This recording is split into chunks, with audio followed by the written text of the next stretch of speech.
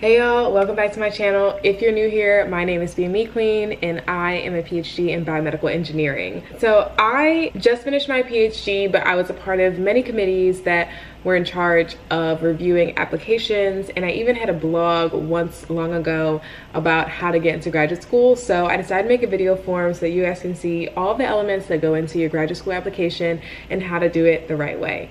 So pay very close attention because these are things that you cannot mess up when you submit your applications for graduate school this upcoming fall. In this video, we're gonna go over all the elements of your graduate school application, including your transcripts, your GRE scores, your letters of recommendation, and the most important part, your personal statement, which we're gonna break down at the end, so make sure you stick around for that. If you find this video helpful and want to know more information about the graduate school application process, let me know in the comments below. So first, you're going to need to take the GRE. Now, this is something that a lot of schools are actually doing away with and have been since the pandemic, because standardized tests typically are not the best way to tell if you are graduate school material. However, some schools still do require it. So for each individual program that you want to apply for, you have to go onto their school's website and look up the requirements for that program. Some of them will have GRE score requirements, most of them will not. If you are looking into applying to an engineering STEM program, it will most likely have a math GRE score requirement. A lot of them have those math requirements, but they don't have any reading or writing requirements. So if reading and writing is not your strong suit, that is okay. You will not have to do it. If you guys want to see a video on how to take the GRE and my best tips and tricks, let me know in the comments below. A few things that people do not know is that your GRE score is valid for up to 5 years after you take it. So if you took it in the summer of 2023, it is still valid and you can still use them up until the summer of 2028. So any applications during that time, you can still use those same GRE scores. You can also retake the GRE and they will use your best score from that individual section. So there's 3 sections on the GRE: the math, the reading, and the writing. So if you do not like your reading score, you can retake the GRE and you can use the second reading score if you get a better score the second time you take the GRE. However, after you take the GRE 3 times within that 5-year period, they will start to average all of those scores. So it's best that you use your attempts wisely and that you prepare efficiently every single time before you take that GRE. If your school does require GRE scores, is something really important that you need to prepare for and something that you should take charge of. I would recommend the summer before you actually want to apply to graduate school. The next part of your graduate school application is your transcripts. So this is something that you can't necessarily change after you have already taken those classes, unless you want to retake classes and your university has a policy where they will use the 2nd grade or the better grade. Graduate schools will look for specific GPA requirements, and it depends on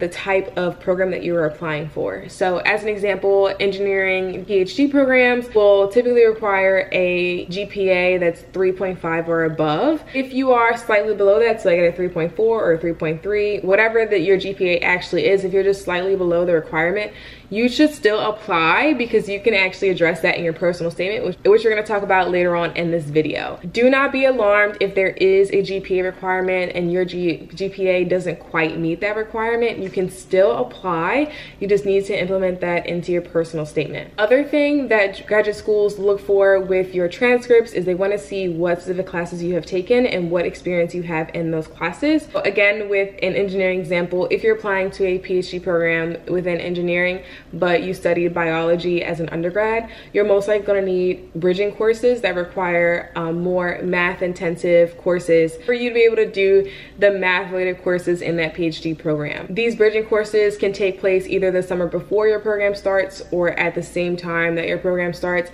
It really depends on the program itself, but sometimes bridging courses are required depending on what you studied in the past and what you want to study in the future. And each individual committee will work with you to tell you what they require and how many more class hours you have to put in to actually get the degree in the long run. The third part of your application is really important, and I think a lot of people underestimate this, and that is your letters of recommendation. Your letters of recommendation can make or break your application no matter how great your personal statement is. Typically, there are 2 to 3 letters of recommendation that are required for each school's application. It is easiest if you ask the same 2 or 3 people for your graduate school applications. That way they can just write a blanket letter of rec, and then they can change out the school as necessary. Another thing that you should do when you're asking someone to write a letter of recommendation for you is to give them a list of all of your school experiences, whether that be extracurriculars, volunteer activities, any community service-based activities that you've done, anything that they could talk about in your letter of rec that they may not know from whatever your interactions are. That being said, you want to make sure you ask people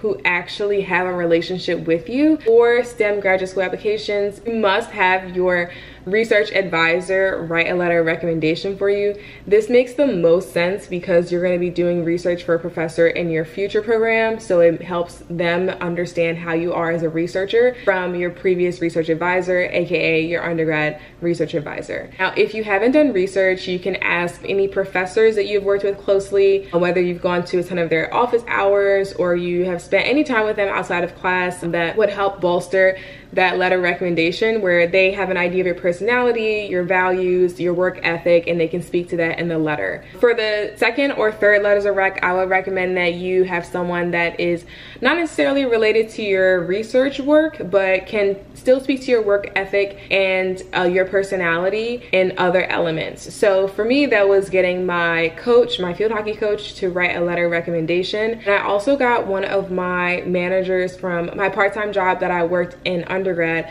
to write a letter of rec for me for graduate school. When I was in graduate school, a few undergraduate students that worked under me, they asked me to write their letter of recommendations because I could speak to how well they worked in the lab. If you do not work with your research advisor all that closely, you can always ask the graduate student that you worked for, or even the TA that you work for, to write a letter of recommendation for you. Be aware that people can tell you no if they do not want to write that letter of recommendation. And if they tell you no, thank them, because sometimes people will say yes and they will write a not so great letter of recommendation.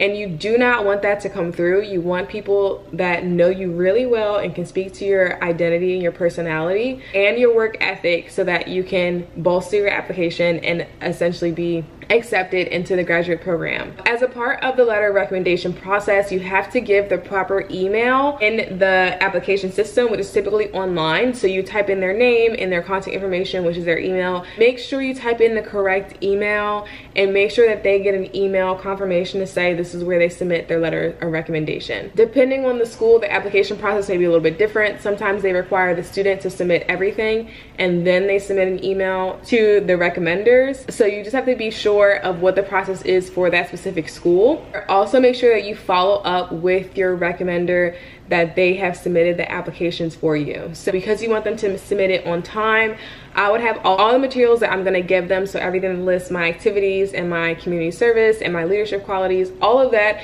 is going to be submitted to them a month in advance. And I'm going to send them an email and say, okay, please use this to write my letter of recommendation. And then I will enter their email into the graduate school online system, so that they receive an email from the school itself to say this is where you submit your letter of recommendation. I also did send reminder emails about a week beforehand to say, just as a reminder, the letter of rec for this school is due in the next week, so just please keep this in mind. I think it's best that you ask someone in person if they can write a letter of recommendation for you. I think it comes across way more personal, and especially if you already have a personal relationship with that individual, then it shouldn't be a hard conversation for you to ask for them to give you a letter of rec. In some cases, I have heard that people have asked professors that have high prestige to write a letter of recommendation for them. However, because that professor didn't know them personally, it wasn't a good letter. So in this case, having a quality letter of recommendation is so much better than having a letter of rec written by someone with prestige or a big reputation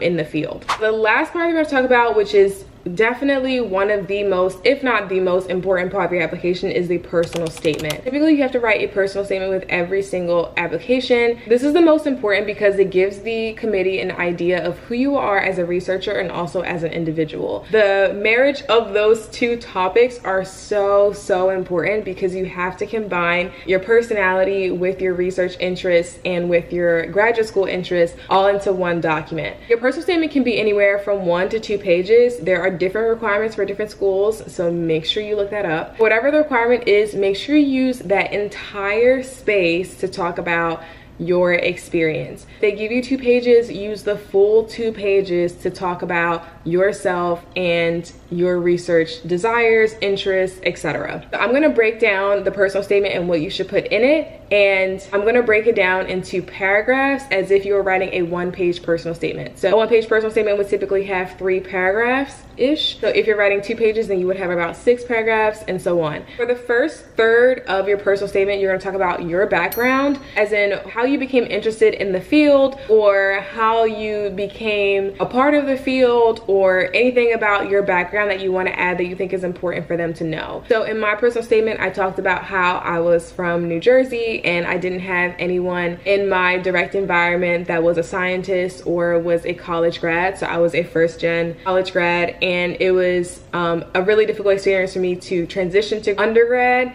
and to also study engineering, being the only scientist in my family. I also talked about how I became interested in science, and that was because I really liked cosmetics and I liked makeup. It gave the committee an idea of who I was straight off the bat. Of course, you want to start off with a hook. People typically start off with like question hooks. I don't think that's a great way to start off, but if you can give a statement that kind of makes them squint or like look like, wait, what? Then that's probably a great way to start off a personal statement. In the first paragraph, you don't have to give that much detail about yourself. It's personal, but it's not trauma dumping. So tell the committee what you want them to know about yourself and about your interests within the field. Now, the second third of your paragraph is we're going to talk more about yourself, but more about yourself professionally. So you'll talk about your research experience from undergrad, what that project was, like a background sentence about the research field itself, why working on that project was helpful for the community, for the environment, for the greater good, whatever it may be. And they're going to talk about your individual role that you played on that project or on that team. You worked on a senior thesis in your undergrad. You will talk about the topic of your senior thesis, and then why the work that you did within that senior thesis was actually important and contributing to the field, and then what you did specifically in the lab or in that project or whatever you did. Be specific in how you contributed to that project. So if it was a team-based project, that is fine, but say my team worked on this project and then I worked on the simulations using the program SolidWorks, and I designed all the 3D figures and I ran compression tests after I ran the mathematical simulations. That's just an example, but you want to be detailed in telling them how you contributed to that work, because they want to hear about your specific skill set and what skills you would need to build upon or build in general for you to be in their graduate school program. It is okay if you're from a mechanical background and you want to apply for a biology related project. That is fine, but you just need to give the committee an idea of what type of experience you already have in the past. That way they know the type of person that they are bringing on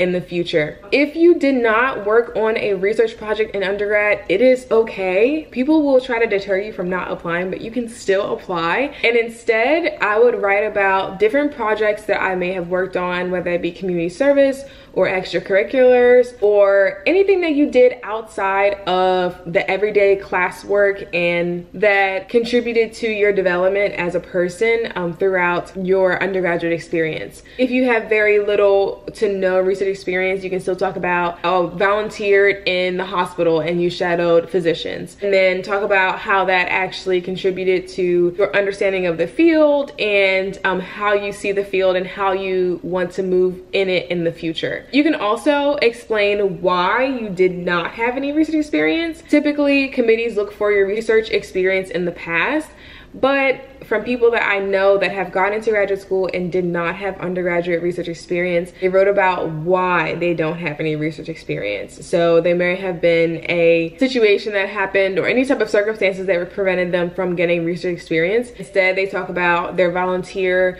or their community service hours or any type of projects that they worked on within the community that weren't evolved around their classwork. However, having research experience in a lab or with a professor or an advisor will definitely bolster your application for graduate school. In the last paragraph or the last third of your personal statement, you want to talk about the research that you were interested in pursuing in the future and what you hope to do in graduate school in the future. You want to name drop professors that you want to work with, and you want to talk about why their research is either interesting to you or what you want to, how you want to carry that research forward in the future. What about their research speaks to you, if it connects to your previous work, how it connects to your work, and how you want to continue to build upon it. You don't necessarily have to research the same thing in graduate school as you did in undergrad. You can choose two completely different fields of research. That is fine, but you want to say specifically what you want to work on and who you want to work with. This is super important because application committees will look for what advisors are looking for students, and those advisors want to get students that are interested in specific projects. If you happen to align with a professor that has an opening and also wants a student to work on their breast cancer project, as an example, you write about how you want to work on breast cancer and you want to work with these professors, and they'll try to match you guys up from there. So you have to say what specifically you are interested in. You don't have to go into too much detail about their papers that they've published, for example, or any type of work that you've seen them do. If you want to do that, you can, but that's not a requirement. You just want to emphasize what you're interested in and then how you would carry that research forward. Again, it helps the committee understand how many students they can bring on, what projects those students are interested in, and how they can match students to the right project or the right advisor later on if you were accepted to the program. With that being said, you have to write a different personal statement for every single school,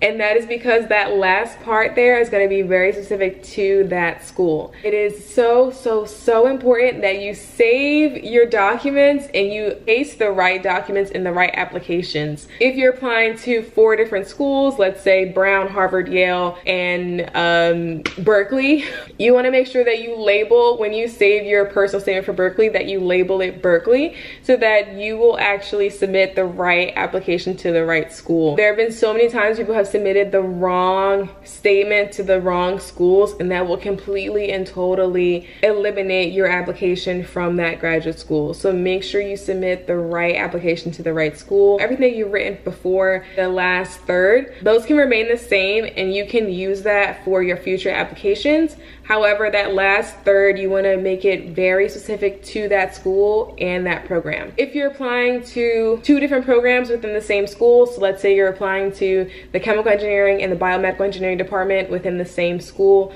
you still want to make that last part very specific to those departments. So the chemical engineering department knows that you have an interest in chemical engineering projects and professors, and the biomedical engineering department knows that you have an interest in biomedical engineering professors and research. Sometimes those projects can overlap and those departments can overlap, but just to be safe, make sure you write 2 separate personal statements for those 2 separate departments, even though they are at the same school. So after you've written your personal statement, you want to make sure that you have someone who has experience in personal statements reviewing your personal statement. That can be a graduate student or a TA. They've gone through the process, so they know what to look for in a personal statement. You can also ask an advisor, although advisors are typically really busy and less likely to read personal statements from their students. But if you have a close relationship with them and you value their feedback, send it to them like a month before your application is due, so that way they can give you some feedback on your personal statement about what you should change or what you should tweak. Generally, you do want it to be in your own words from your own perspective, because that is what the committee is looking for when they're reading through your applications. Good luck with your applications this fall. If you like this video and you found it helpful, let me know by giving it a thumbs up,